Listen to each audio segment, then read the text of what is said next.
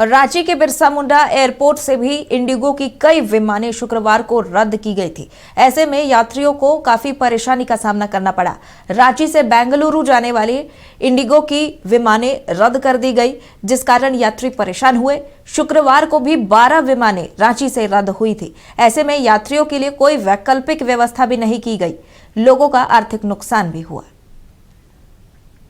4 दिन आदमी कहाँ रहेगा? इतना तो पैसा है नहीं किसी के पास कि होटल में रुक जाए, कहीं रुक जाए, और अंदर रुकने देंगे नहीं इतना दिन, राइट।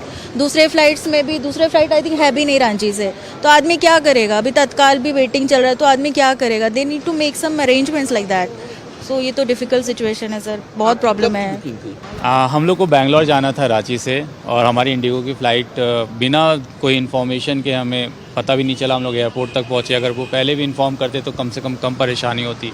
काफ़ी लोग बोकारो से आए हुए थे हमारे यहाँ, और फिर हम लोग आज निकलने वाले थे बेंगलोर। ना तो कोई कनेक्टिंग फ़्लाइट मिल रही है, ना कल की, ना रात की। परेशानी तो देखिए पूरे देश भर के सब लोग परेशान है, तो ऐसा थोड़ी है कि हमारी परेशानी कोई स्पेशल है।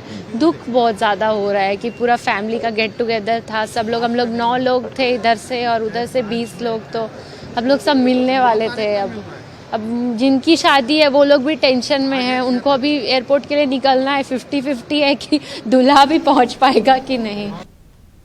चलिए, इसी पर ज्यादा जानकारी के साथ हमारे सहयोगी नवीन शर्मा हमारे साथ जुड़े हुए हैं। नवीन, इंडिगो क्राइसिस का असर बिरसा मुंडा एयरपोर्ट पर भी देखने को मिला। शुक्रवार को 12 विमानें रांची से रद्द हुई थी। ऐसे में यात्रियों को काफी परेशानी हुई। आज की क्या स्थिति है? देखिए, जो इंडिगो का जो विमान मामला जो इस वक्त है पूरे देश में गर्म है, और कहीं ना कहीं इस मुद्दे पर, मसले पर राजनीति भी अब शुरू हो गई है। आप देखिए कि भारतीय जनता पार्टी की सरकार को कहीं ना कहीं निशाने पर लिया जा रहा है, और जो विपक्षी पार्टियां हैं वो लगातार केंद्र सरकार पर इस मसले को लेकर के हावी है। आज सुबह ही आप देखेंगे ट्वीट करके इरफान अंसारी ने जो है राहुल गांधी से आग्रह किया कि इस मामले को वो खुद देखे, व्यक्तिगत तौर पर देखे और इस मसले को उठाने का काम करे। दूसरी तरफ देखिए कि जितनी भी विपक्षी राजनीतिक पार्टियां हैं वो लगातार केंद्र सरकार को जो है निशाने पर ले रही है।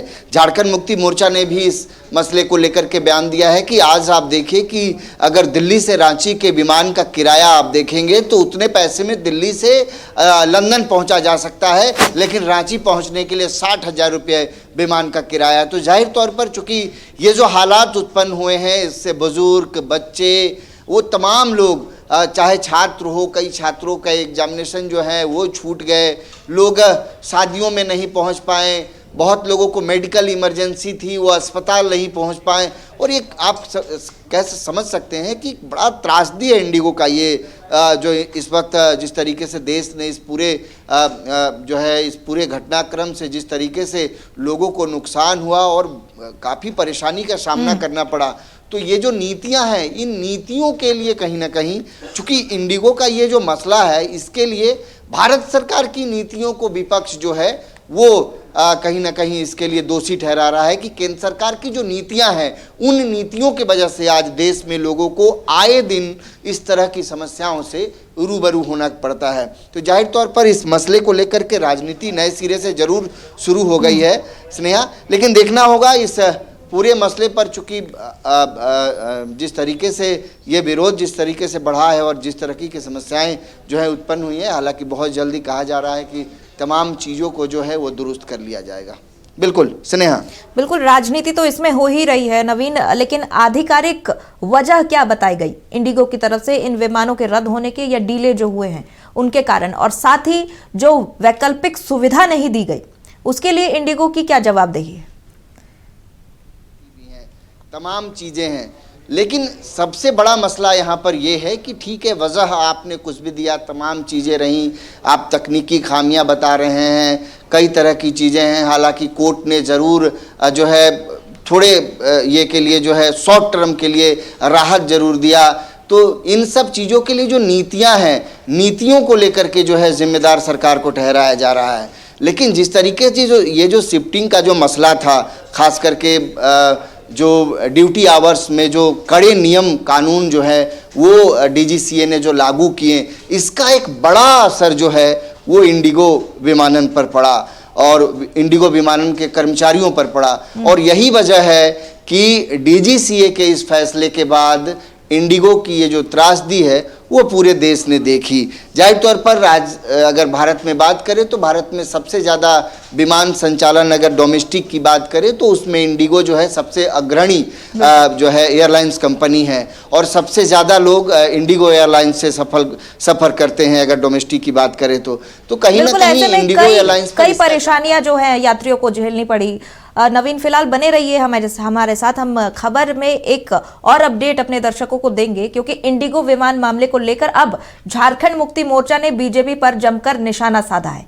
झामुमो के केंद्रीय महासचिव विनोद पांडे ने कहा है कि देश के प्रधानमंत्री को केवल बांग्लादेशी, पाकिस्तान जैसे मुद्दों से मतलब है, आम लोगों की समस्याओं से उन्हें कोई लेना देना नहीं है। सुनिए। आज देश के लगभग सभी एयरपोर्ट पे जो स्थिति बनी हुई है, त्राहिमाम मचा हुआ है, लेकिन न केंद्र सरकार के कान पर जू रेंग रहा है, न भारतीय जनता पार्टी के नेताओं के कान पर जू रेंग रहा है।